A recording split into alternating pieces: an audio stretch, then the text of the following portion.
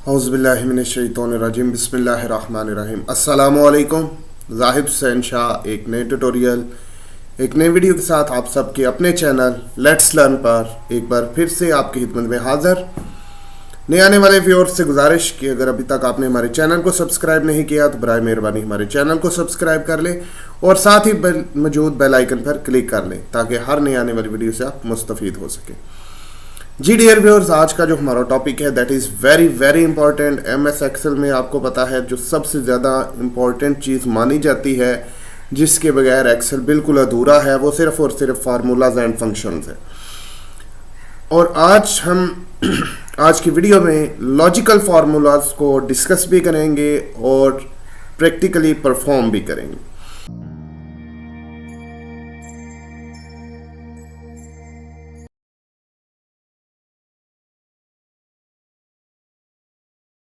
इसी तरह one by one हम इंशाल्लाह पूरी कोशिश करेंगे सारे फार्मूलाज की वीडियो बनाएं और डिफरेंट कैटेगरीज में उनको शो करवा के उनका प्रैक्टिकल किया जाए। जी डियर व्यूअर्स, शुरू करते हैं आज की वीडियो। ये आपको कुछ स्टेटमेंट स्क्रीन पे नज़र आ रही होगी। ये मैंने कुछ इसलिए पहले लिख के रखी थी ताकि हमारी वीडियो की जो लेंथ है वो बहुत ज़्यादा ना हो। यहाँ पर आप देख सकते हैं 2 + 2 = 4 मैंने लिखा हुआ है। यहाँ पर मैं क्लिक करूँगा, ये मेरा सिलेक्टेड या एक्टिव सेल हो चुका है। अब मुझे जाना है फार्मूलाज पर। फार्मूला पे जाने के बाद मुझे जाना है लॉजिकल पर और यहाँ पे पहली कंडीशन आ रही है एंड। जी डियर व्यूअर्स, एंड का क्या मकसद है, हम एंड को क्यों इस्तेमाल कर रहे हैं? तो एंड का मकसद और फंक्शन सिर्फ इतना है, अगर हमारी दोनों कंडीशन या हमारी जितनी भी कंडीशंस हों वो ट्रू हों, वो दुरुस्त हों, तो जवाब हमारा ट्रू आएगा। और अगर एक भी कंडीशन उसमें से फॉल्स हो जाएगी तो हमारा आंसर जो है वो फॉल्स कंसीडर किया जाएगा। जी तो स्टार्ट करते हैं। फॉर एग्जांपल यहाँ पे आपको पहली आर्गूमेंट नज़र आ रही है 2 + 2 = 4 होना चाहिए।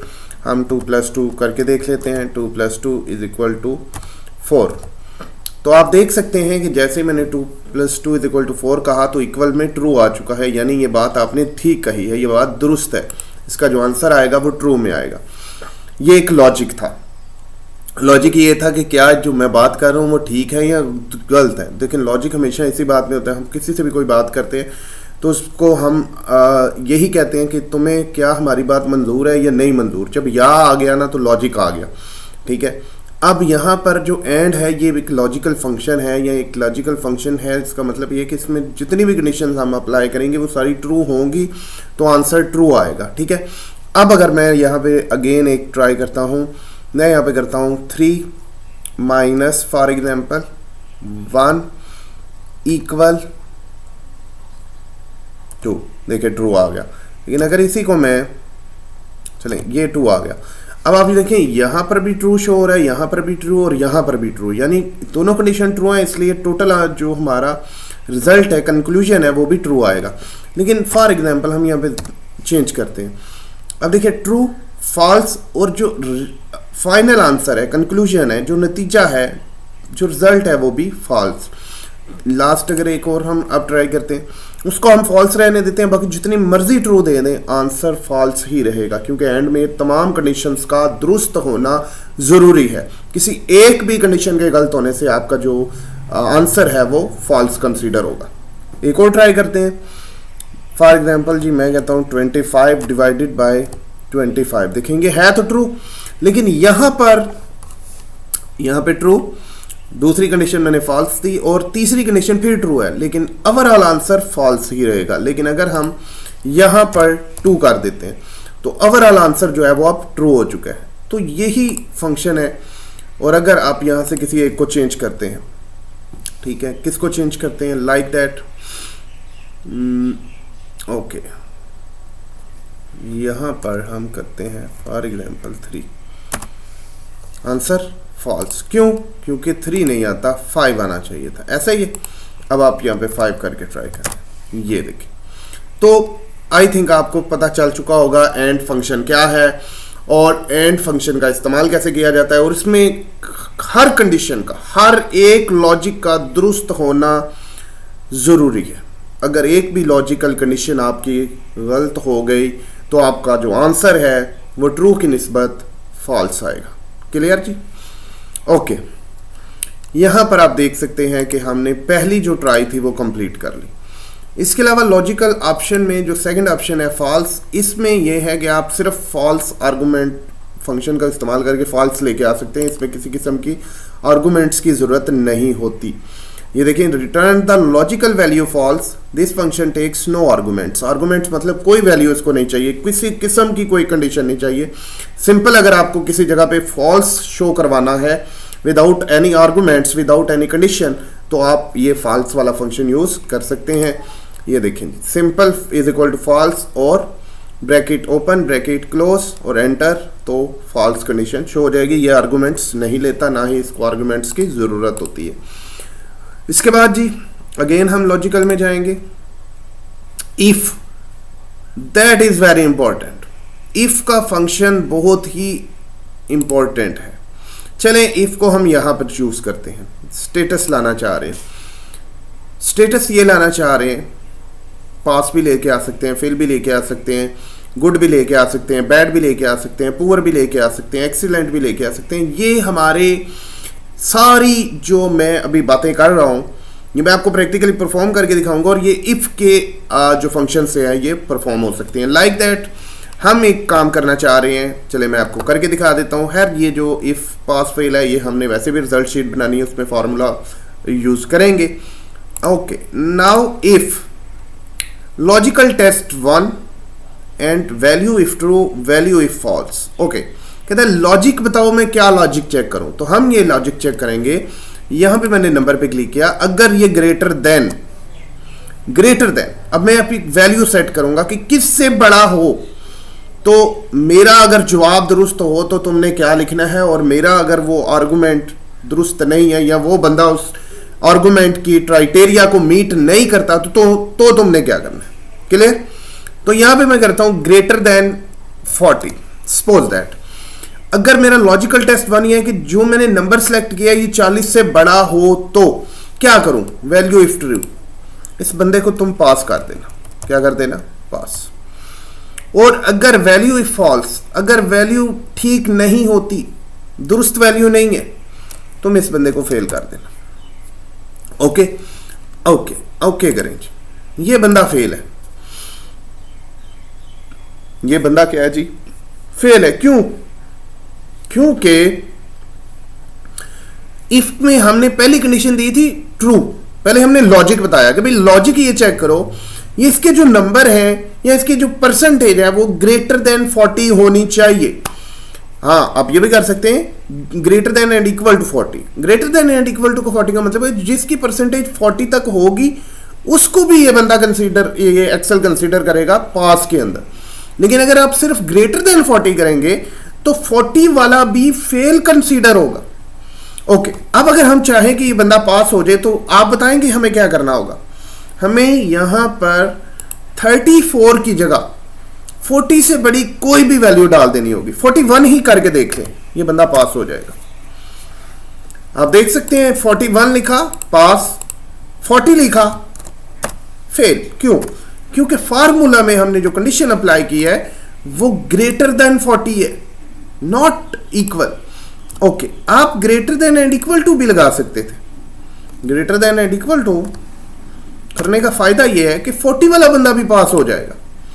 तो इसी तरह जरूरी नहीं है पास फेल, आप ये कर सकते हैं good not good, excellent not excellent, poor very poor and more.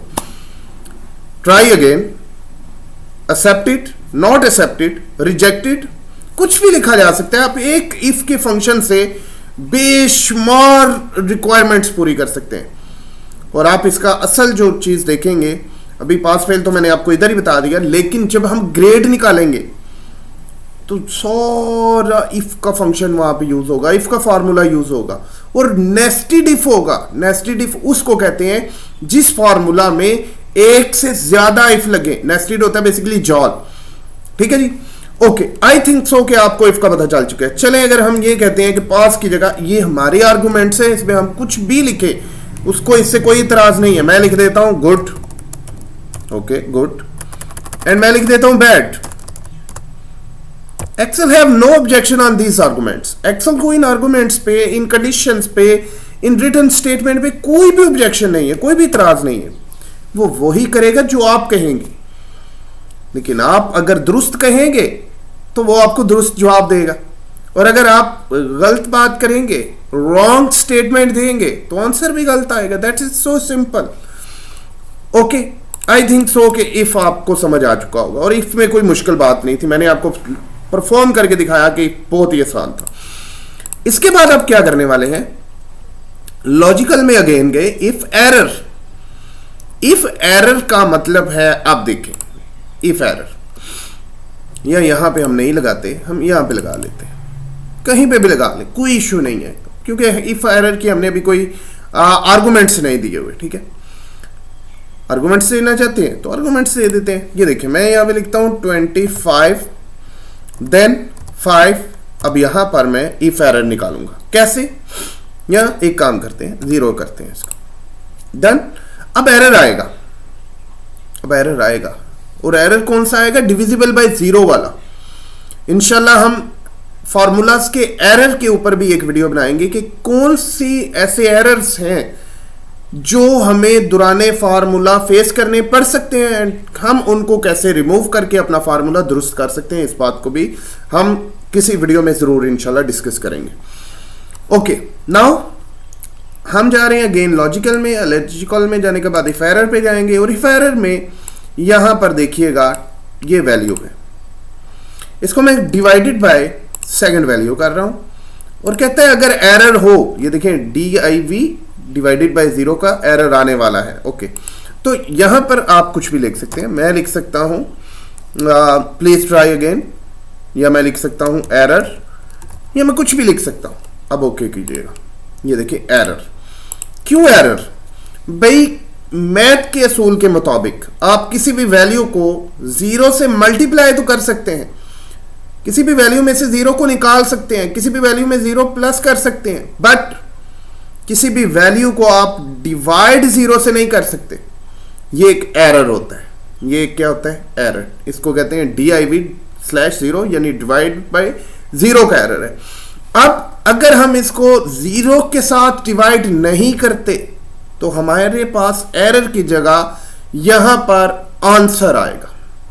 2 से डिवाइड करें, 3 से करें, 4 से करें, 5 से करें, 25 से करें, या अप टू मोर करें। अप टू मोर करेंगे तो डेफिनेटली आप, अगर आप किसी ऐसी वैल्यू से इसको डिवाइड करते हैं जो वैल्यू 25 से अबव है, तो आपका आंसर डेसिमल में आ जाएगा। That is so simple. ये भी मैथ का असूल है, आप कर सकते हैं, कोई मुश्किल बात नहीं। अब यहां पे अगर हम 5 लिखकर एंटर करते हैं तो एरर नहीं आएगा, यहां पर आंसर आएगा 5। I think so if error को मैंने जो ऑप्शन था अच्छे तरीके से समझाया, और उम्मीद करता हूं कि आपको ये चीज समझ आई होगी। लेकिन अगर आप वाकई ही सीखना चाहते हैं और अपनी लाइफ को चेंज करना चाहते हैं, तो मेरे भाइयों और बहनों, that is very very best platform for all of you. Only let's learn. Let's learn आपको हर वो चीज प्रोवाइड करेगा जो आपकी रिक्वायरमेंट, और आपको हर चीज डीपली ऐसे बताएगा जैसे आप किसी क्लास में बैठ के पढ़ रहे हैं, और किसी भी चीज की आपको समझ ना आए ऐसा हो ही नहीं सकता। और अगर ना आए तो मैं अवेलेबल हूं, आप कमेंट्स में पूछे, मैं रिप्लाई करूंगा। ओके, यहां से आगे मूव करते हैं। तो आप देख सकते हैं कि लॉजिकल में इफ एन ए का मतलब होता है नॉट अवेलेबल। अगर नॉट अवेलेबल है तो बताओ क्या करो। ये देखिए, मैंने कुछ कंट्री नेम्स लिख रखे हैं, serial name and country name and status. यहां पर मैं इफ एन ए यानी इफ नॉट अवेलेबल को चूज करके अप्लाई करने जा रहा हूं। आई थिंक सो आप समझ रहे होंगे मैं क्या करने वाला हूं। मैं यहां से, अच्छा आपको मैं एक और बात बता दूं माजरत के साथ, वी लुकअप, एच लुकअप, इतनी डिमांडेबल फार्मूलाज आएंगे आप सोच भी नहीं सकते। और इस जो अभी हम इफ एन ए करने वाले हैं ना, इफ नॉट अवेलेबल, इसमें मैं वी लुकअप का भी इस्तेमाल करने वाला हूं। और वी लुकअप फार्मूला की निहायत अहम डिमांड है। बहुत जगह पर मैं गया हूं इंटरव्यू देने के लिए, तो उन्होंने जो मुझसे एक्सेल में फार्मूले पूछे ना, आप ये पूछें कि कौन से, सिर्फ 2 फार्मूले, वी लुकअप बताएं, एच लुकअप बताएं, और वो इम्प्रेस्ड हो गए जब मैंने उनको आंसर दिया। तो आप भी इंप्रेस कर सकते हैं किसी को भी वी लुकअप, एच लुकअप और एक्सेल के सारे फार्मूलास और फंक्शंस के थ्रू। लेकिन उसके लिए आपको मेहनत करना होगी, आपके पास एक सीखने वाला माइंड जरूर होना चाहिए। ओके, अब हम यहां पे लॉजिकल में जा रहे हैं और इफ नॉट अवेलेबल वो चूज करेंगे। यहां पे दिखा हुआ है वैल्यू, लेकिन क्योंकि मुझे वी लुकअप भी साथ इंक्लूड करना है तो मैं यहां पर पहले वी लुकअप लिखूंगा, फिर मैं लगाऊंगा ब्रैकेट ओपन। ओके, जैसे ही मैंने ब्रैकेट ओपन की, अब पहली बात वो ये पूछ रहा है कि बताओ कि किस चीज को चेक करूं, तो मैं कह रहा हूं मेरी वैल्यू है for example Pakistan, that is fine. Okay, comma. इसके बाद वो आपसे पूछता है बताएं आपकी टेबल अरे क्या है, कहां से आप देखना चाह रहे हैं पाकिस्तान को, तो मैंने उसे अपना टेबल अरे दे दिया, कामा लगा दिया मैंने। अब कामा लगाने के बाद वो कहता है कॉलम नंबर बताएं, तो आप कॉलम नंबर बताएंगे, फिर आप कॉमा लगाएंगे। कॉमा लगाने के बाद यहां पर दो चीजें होती हैं, एक होता है 0 एग्जैक्ट मैच और एक होता है 1 एग्जैक्ट मैच नहीं होता वो, ठीक है। तो अगर मैं यहां पे 1 करता हूं तो एग्जैक्ट मैच नहीं है, लेकिन अगर मैं 0 करता हूं इट्स मीन कि ये एग्जैक्ट मैच है। ओके, यहां पर अगर वो कहता है कि वो वैल्यू ना मिले तो मैं क्या करूं, मैं उसको लिख दूंगा, लिख दो नॉट फाउंड। Okay, done. अब आप इसको ओके कीजिएगा। यहां पे देखिए you have entered too many arguments to this function. Okay, अब यहां पर ब्रैकेट्स का इशू आ रहा है, ठीक है। क्या आ रहा है जी, ब्रैकेट्स का इशू आ रहा है। अब हमने वो इशू निकालना है, कैसे निकालेंगे, हम यहां पर एक ब्रैकेट लगा देंगे, ठीक है, और अब एंटर करें।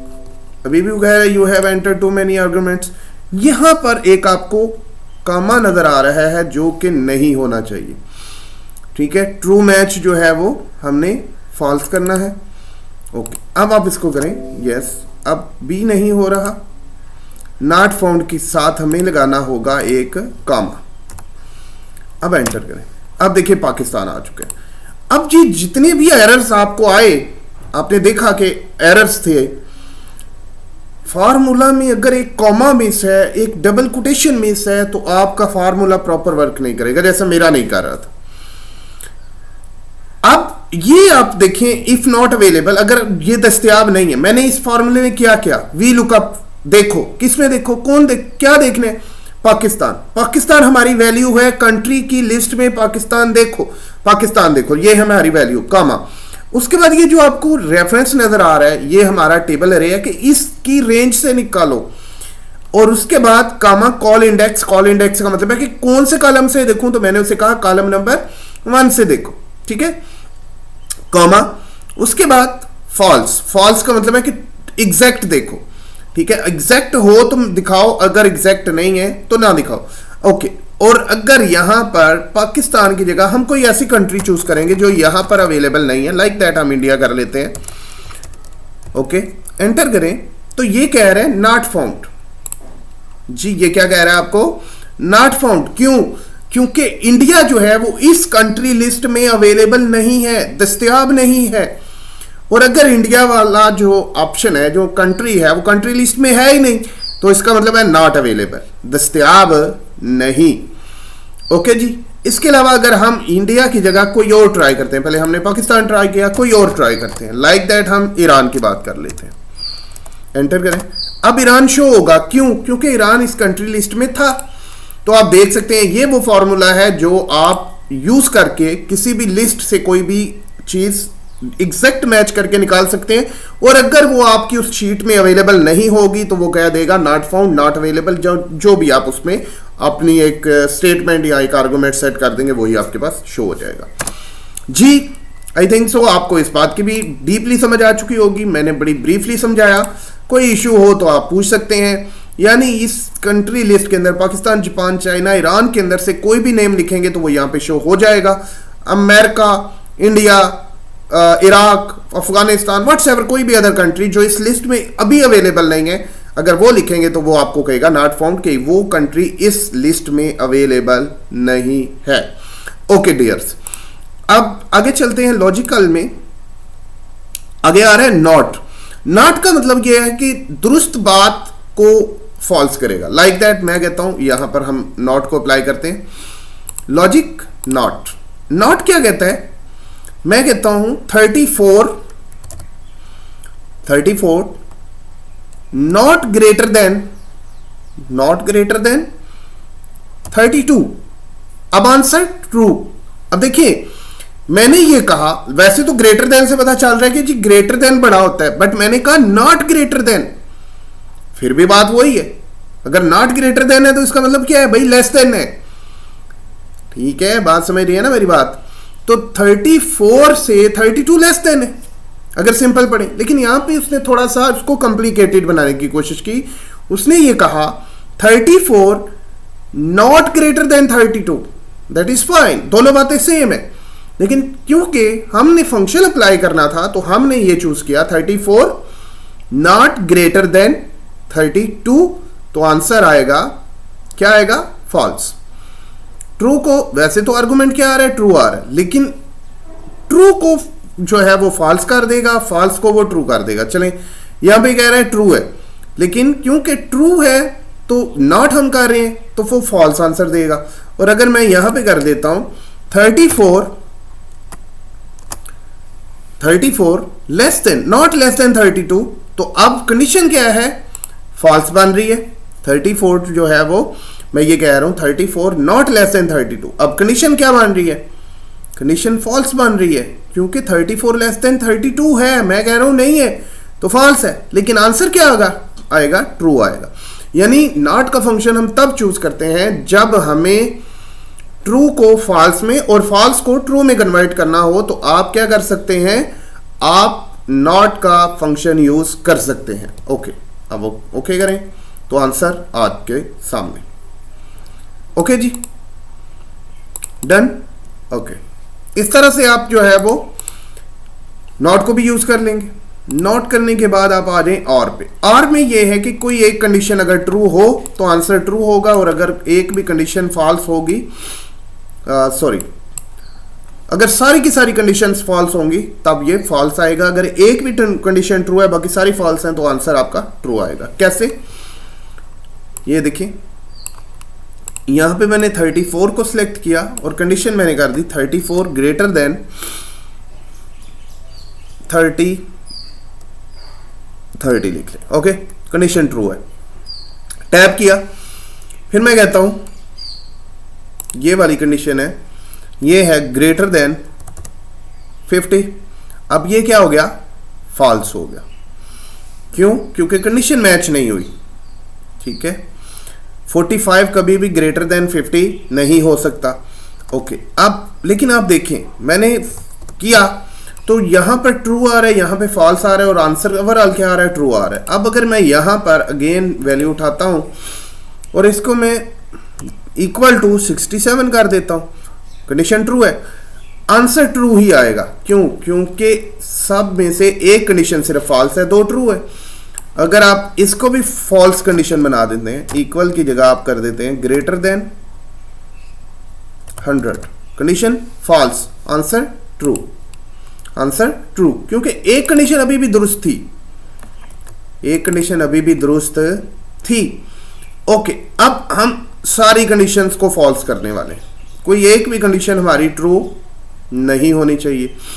तो हम एक काम करते हैं, ग्रेटर देन 30 लिखा हुआ है, हम इसको ग्रेटर देन 100 करते हैं। अब देखिएगा फॉल्स, क्यों, क्योंकि अब तमाम की तमाम कंडीशन जो है वो फॉल्स हो चुकी हैं, तो आंसर फॉल्स आएगा।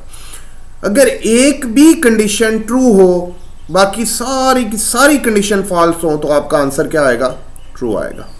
किस में, आर में। आर का मतलब होता है या, ये नहीं तो ये देख लो, ये नहीं तो ये देख लो, ये नहीं तो ये देख लो। अगर एक भी दुरुस्त है तो पास कर दो, और अगर सब में ही कंडीशन में वो बंदा फॉल्स है, ऑल में वो उसकी जो मार्क्स हैं वो लेस देन पासिंग मार्क्स हैं, तो फिर उसको फॉल्स यानी फेल कर दो। Clear, okay. इसके अलावा क्या अवेलेबल है उसको देखते हैं। हमारी वीडियो आई थिंक थोड़ी सी लेंथी हो रही है। नॉट हो गया, आर हो गया, ट्रू। ट्रू के लिए भी फॉल्स की तरह किसी भी आर्गुमेंट्स की जरूरत नहीं होती। अगर आपको कहीं पर सिंपल ट्रू करवाना हो तो आप इस फंक्शन से ट्रू लिख सकते हैं। There is no arguments for true function. Okay, इसके अलावा आप क्या करेंगे, लास्ट वन में अगर आप देखें, क्या देखेंगे आप, लॉजिकल में हम जा रहे थे एक्स और यहाँ पर भी आप जो है वो वैल्यूज़ को चेक कर सकते हैं। यहाँ पर भी कंडीशंस देनी पड़ती हैं। 12 equal 12 true, 12 greater than 30 false, last one 100 equal 100 या 1000। ठीक है, अब अभी यहाँ पर देखें ट्रू ट्रू ट्रू और फॉल्स ओके करते हैं तो फॉल्स आया, क्योंकि मेन कंडीशन में उसने एक जो कंडीशन थी वो फॉल्स रखी थी, तो यहाँ पे भी आंसर क्या आ गया, फॉल्स। जी डियर व्यूअर्स, आई थिंक आपको इन सारे फार्मूलाज की समझ आ चुकी होगी, फंक्शंस की समझ आ चुकी होगी। एक एक फंक्शन को हमने ब्रीफली आपके सामने डिस्क्राइब किया, प्रैक्टिकली आपको परफॉर्म करके दिखाया। फिर भी अगर आपका कोई क्वेश्चन हो तो आप कमेंट बॉक्स में पूछ सकते हैं, हम आपको ज़रूर रिप्लाई करेंगे। Thank you so much for watching this video. Take care, अल्लाह हाफिज़।